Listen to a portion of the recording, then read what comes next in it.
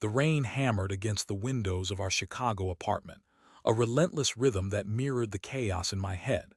My name is Emmett, and until a week ago I was a content structural engineer, happily married to the woman I thought was my soulmate, Juniper.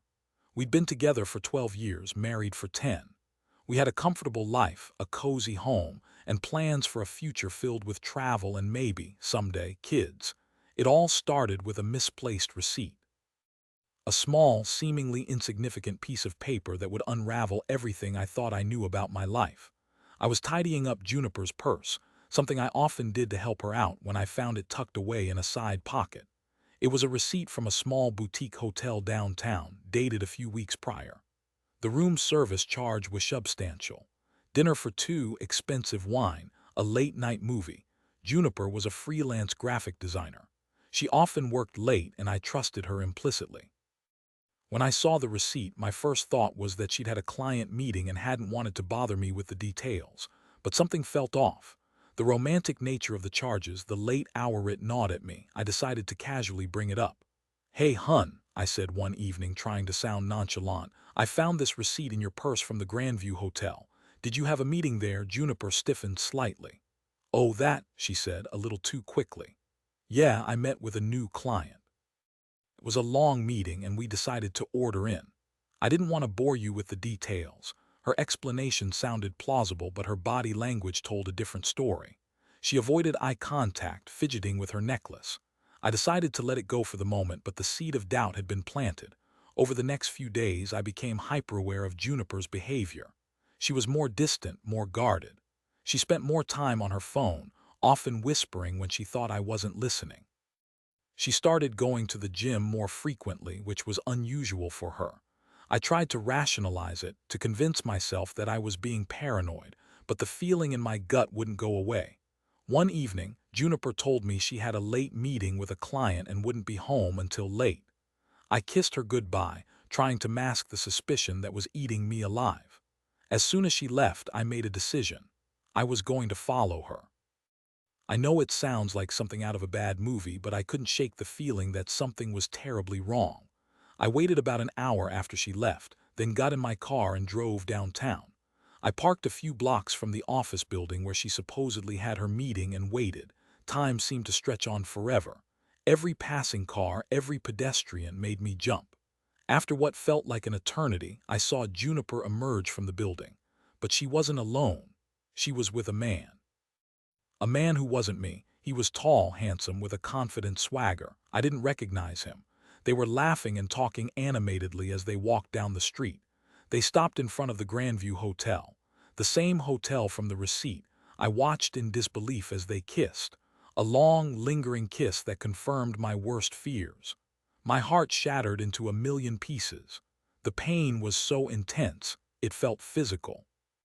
I wanted to scream, to run over there and confront them, but I was frozen in place, paralyzed by shock and betrayal.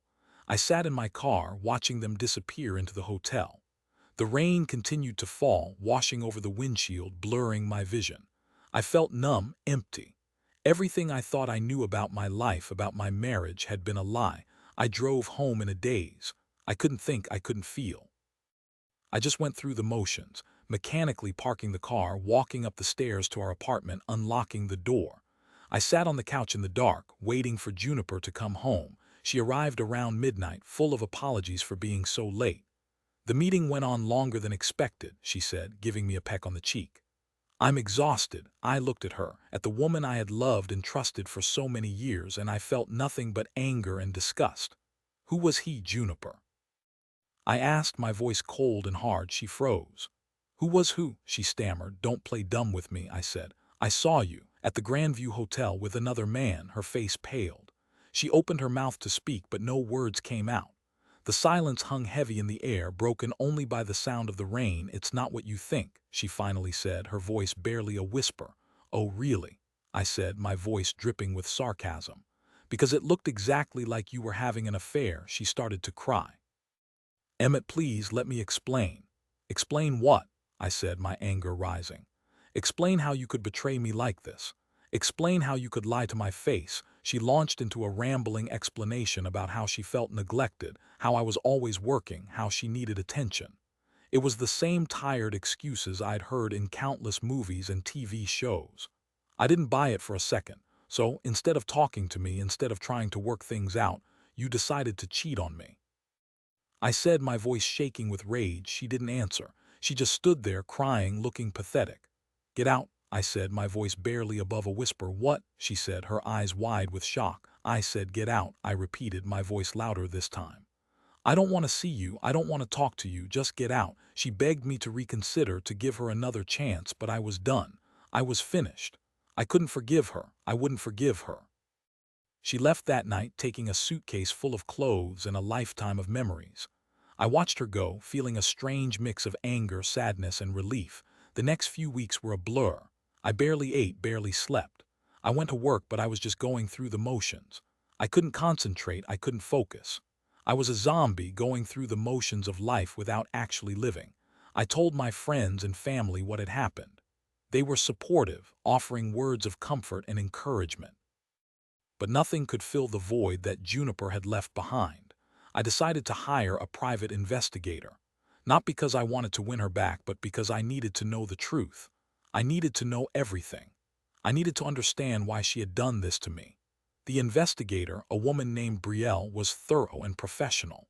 She dug deep, uncovering details about Juniper's affair that I never could have imagined. His name was Finley, and he was a local real estate developer. He was married with 2 kids. He was also a notorious womanizer, known for his charm and his ability to manipulate women.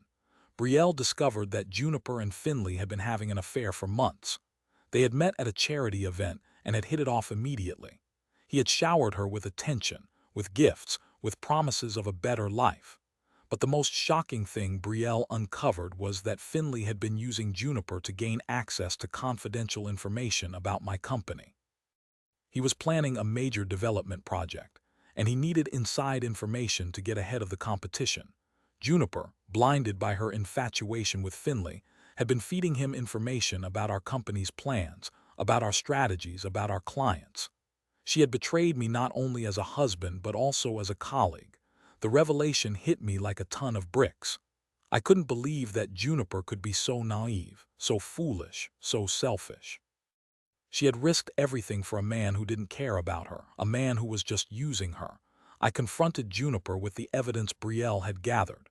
She denied it at first, but when I showed her the documents, the emails, the text messages, she broke down. She admitted everything. She claimed that she didn't realize what Finley was doing, that she was just trying to help him. But I didn't believe her.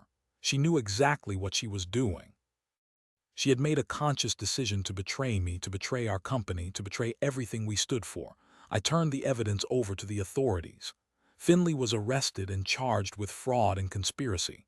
Juniper was also charged as an accomplice. Their lives were ruined. I know some people might think I was being vindictive, that I should have just let it go, but I couldn't. I had to hold them accountable for their actions. They had hurt me, they had hurt my company, and they had to pay the price. The divorce was finalized a few months later. I didn't ask for anything. I just wanted to be done with her, to put her behind me and move on with my life. It wasn't easy. There were days when I felt like I would never be happy again, but I persevered. I focused on my work, on my friends, on my hobbies. I started going to therapy to help me process my emotions and heal from the betrayal. Slowly but surely, I started to feel like myself again. I started to enjoy life again. I realized that Juniper's betrayal, while devastating, didn't have to define me. I was stronger than I thought, more resilient than I knew. One day, about a year after the divorce, I ran into Brielle, the private investigator, at a coffee shop. We struck up a conversation, and I thanked her again for her help. We started meeting for coffee regularly, then for dinner. We discovered that we had a lot in common. We both valued honesty, integrity, and loyalty. We both had a sense of humor, and we both enjoyed spending time together. Over time, our friendship blossomed into something more. We fell in love. It was unexpected, but it felt right. Brielle was everything Juniper wasn't: honest, trustworthy, and supportive. We got married a year later in a small ceremony surrounded by our closest friends and family. It was the happiest day of my life.